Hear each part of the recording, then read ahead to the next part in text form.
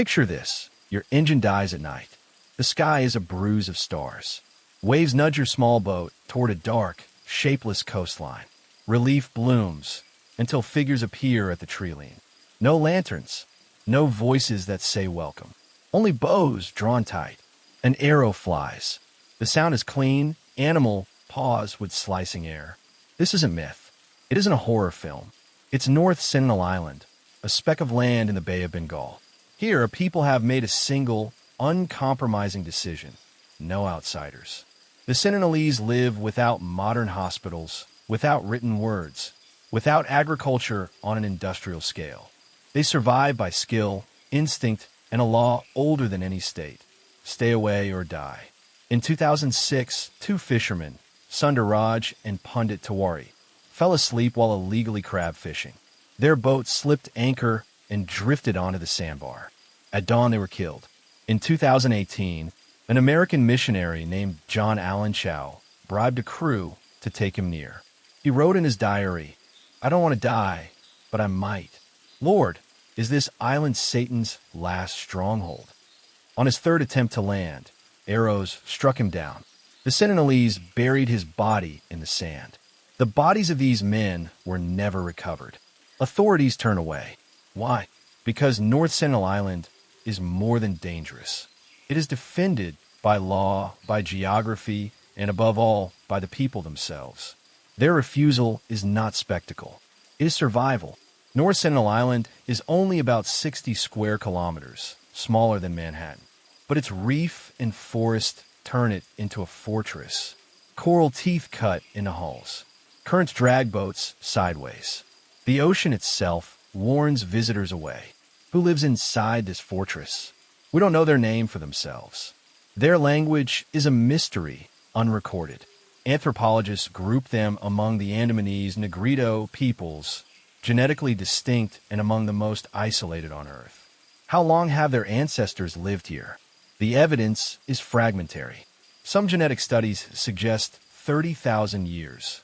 Others stretch estimates toward 55,000. That wide range reflects scientific uncertainty. But the meaning is clear. They have been apart from us for a span longer than agriculture, longer than writing, longer than the pyramids. Population counts are no less uncertain. Helicopters after the 2004 tsunami spotted perhaps a few dozen individuals. Other counts suggest up to 400. But these are guesses, glimpses from the air, shadows through trees. Precision would require contact, and contact is exactly what they reject.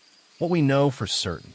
While empires rose and collapsed, while Rome burned, while rockets left Earth, the Sentinelese remained on their shore, surviving by their own rhythm, answering to no one. Every attempt to breach this fortress has ended in sorrow. Colonial era.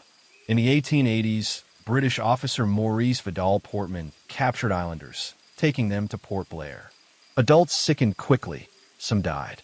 Survivors were returned, but memory of disease and betrayal likely etched itself deep into the tribe's collective story.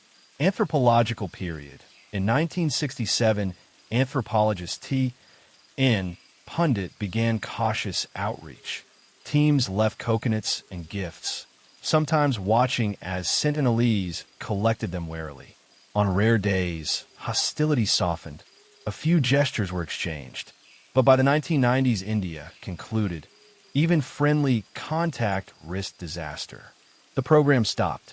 2006, the fishermen, on January 27th, Sundaraj, 48, and Pundit Tiwari, 52, drifted while harvesting mud crabs. Their boat landed silently on Sentinelese sand. At dawn, they were killed. A Coast Guard helicopter later spotted their bodies buried, but attempts to recover them failed. Arrows rattled against the chopper's frame, forcing retreat. Families never saw the men again. 2018, John Allen Chow, a missionary from the United States. Chow believed he was called to convert the Sentinelese. He bribed fishermen to take him close. His diary speaks of awe, fear, and faith. I hollered, "My name is John. I love you, and Jesus loves you." The islanders shot arrows, one embedding in his waterproof Bible. He returned the next day.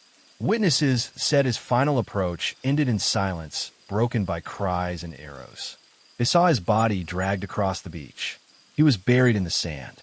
Authorities declined to recover him, not out of cruelty, but because one man's death could not justify risking an epidemic.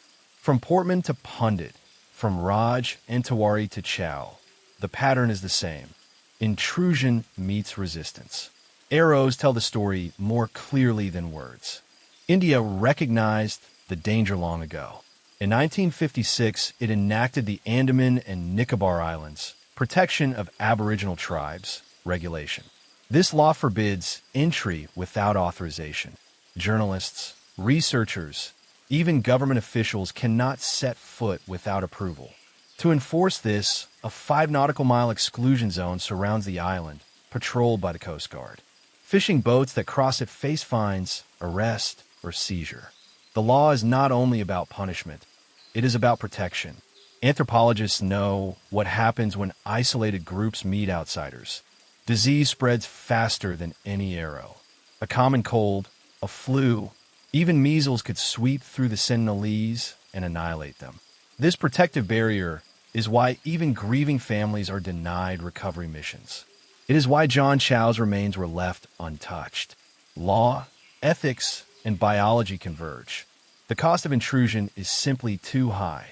To outsiders, they may look Stone Age, but that word misleads. The Sentinelese are not relics. They are experts in survival. They craft outrigger canoes that skim over shallow reefs. They use paddles to move silently. Their bows are taller than their bodies, firing arrows with deadly force. They fish with remarkable skill, scavenging iron from shipwrecks to sharpen their tools. Fire is sacred. They do not strike sparks anew.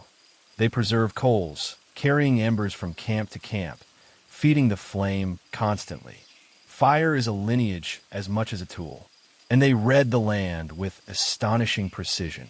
In 2004, the Indian Ocean tsunami destroyed coastlines across Asia. Tens of thousands died. Experts feared the Sentinelese were doomed. But when helicopters flew over, they saw survivors on the beach. One raised his bow and fired at the machine. They had fled to high ground in time. Why? Because when the waves pulled back, exposing miles of seabed, they knew. While tourists elsewhere photographed the strange sight, the Sentinelese were already running inland.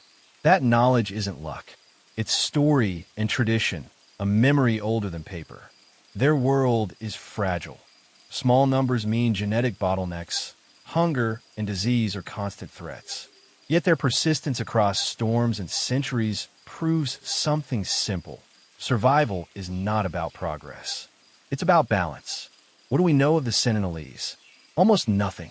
Their names, their myths, their loves and quarrels, their stories around the fire, all unknown. In an age where satellites capture every street, North Sentinel is the final blind spot.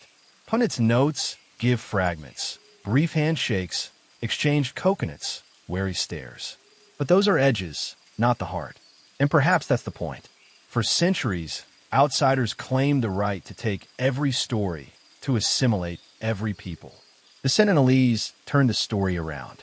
They refused. Their arrows are not only weapons. They're a line in the sand. This is ours. Do not cross. The deeper question is not can we reach them? It is should we? In their silence lies a radical idea, the right not to be known. While we live in a world of surveillance, endless documentation, total visibility, the Sentinelese embody something else. They keep their own story intact. They remind us that privacy is not only possible, it can be sacred. So when the next adventurer or influencer boasts they will see for themselves, remember what that really means. It isn't just risking a life on the beach. It's risking the extinction of a people. Maybe North Sentinel isn't the island no one can visit. Maybe it is the island no one should visit. In a world where privacy has all but vanished, they remain the last keepers of their own story.